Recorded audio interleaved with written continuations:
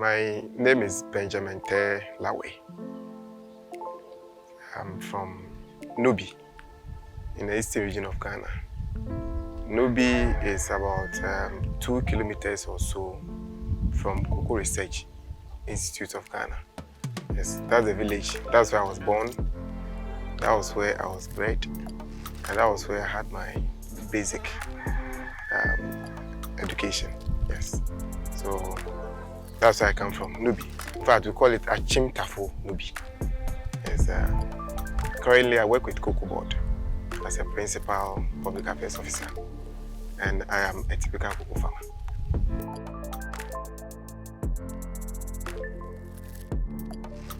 I was actually born into cocoa.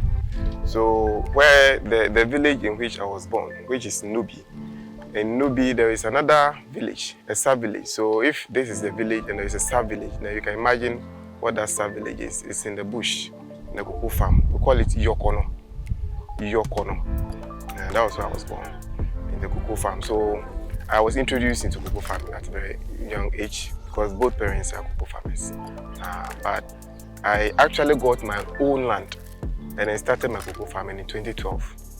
So that was when I had my own 2.5 acre land and then began my cocoa farming. So it's just about 10 years ago. Even though before I started my own cocoa farming, I used to go to farm with my parents and all that. So that's why I learned the rudiments of cocoa farming.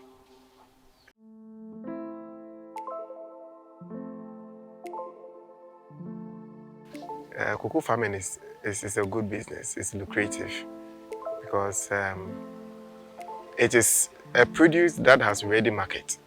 You know, you plant plantain or cassava and all that, and maybe depending on the season, the price can be good or bad.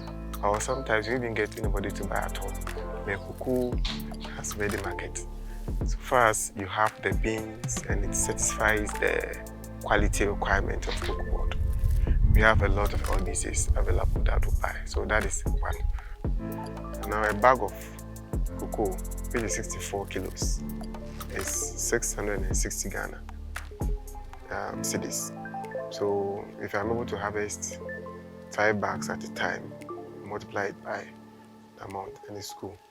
And I have to be frank with you that if you have land and you even make it a point to cultivate just a minimum of 10 acres, and you follow all the good agronomic practices, weeding it at the right time, applying the right chemicals, and even during the planting process, the landing and pegging, getting shade trees and all that, you are to harvest a minimum of about 15 bags per acre.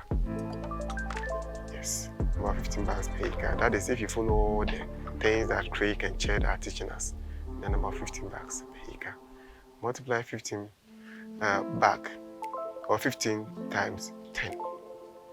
That's about 150 bags.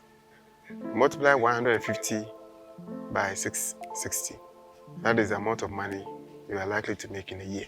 The fact that it has ready market in itself is good, because anytime the produce is ready, COCOBOD through its agents are available to buy.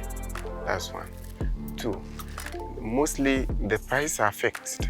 So irrespective of the up and down prices in the world market, you are not likely to see any drop in the price that government announces from the beginning of the year. If you are able to do the farm well, what the Craig staff are teaching us and the Ched are teaching us, you follow good agronomic practices, then each acre of cocoa farm is supposed to give you about 15 bags. And so multiply that by the number of farms or the farm size you have. Yes. So you are likely to make a lot of money in cocoa farming, even if you are not taking it as a full business. If you have a side business, you can add cocoa farming. Those who don't have anything to do even have the bigger opportunity, because you go into it full time. And if you are youth, if you are in your 30s or maybe early 40s, we categorize you as youth. You are very healthy. very strong. So you can do as many farms as possible. You can even do maybe up to 20 or 30 acres. I know some people who are doing 60, 70 acres. Yeah, they are reaping a lot of benefits now. And so I'm still looking for land. If I get more land, I'll go into more cocoa farming. And of course, at a point in time in my life, I'll retire.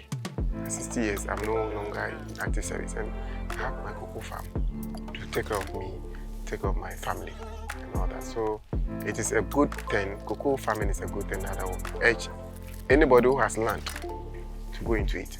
Even if you don't have land, I know there are some chiefs who will make land available for you to also go into the business. The COCOBOD has been very supportive in terms of seedlings. Since I started my farming, I never bought seedlings. They give it out for free. At a point in time, my farm got burnt.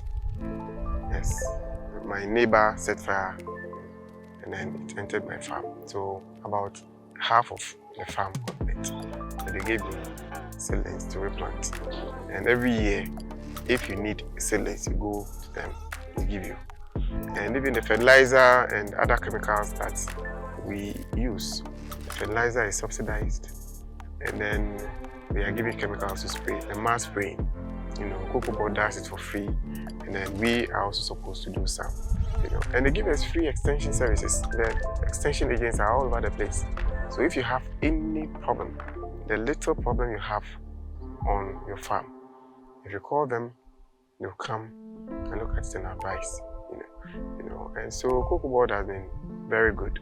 Even recently, they've started a rehabilitation program where the old farms. So with my dad has a very big farm at Yokono, where I mentioned, where I was born.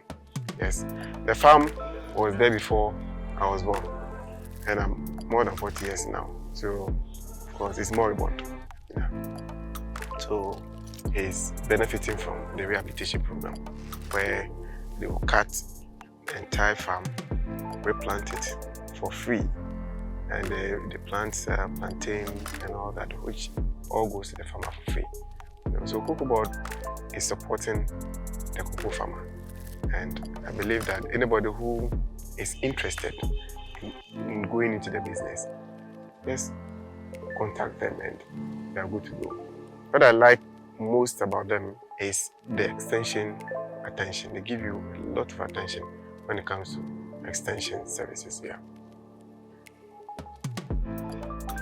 There is this saying that cocoa is Ghana and Ghana is cocoa.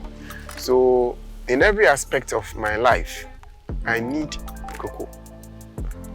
The fact that cocoa, even the produce, when the beans is harvested and then it's processed, the food that comes out of it has a lot of health and nutritional benefits for me as an individual, for my family, and even for the whole of Ghana. Cocoa is able to stabilize the economy at every point in time that it's required, and it provides jobs for a lot of people. So not only me, but everybody who is a Ghanaian benefits one way or the other from the cocoa business. So I'm somebody who, I don't joke with anything cocoa. The fact that I'm a cocoa farmer and the fact that I also work COCOBOD, we need to sustain the industry, because the industry that has been the backbone. Cocoa has been the backbone of Ghana since Tokwashi brought it in 1879. You know, so without cocoa, I don't think there can be Ghana. Yeah, so the cocoa business is good, and we all have to give the necessary support that we can. Those who can farm, they should go into it, and those who can do other things. You know, the value chain from research to the food that we eat, the cocoa food, maybe chocolate or the cocoa drink or cocoa powder. On the value chain, there are so many job opportunities. You know, so if you're able to sustain the business, those who are into research, those who produce the seedlings, those who do extension, the quality control people, the marketing people, those who go into processing, and all that.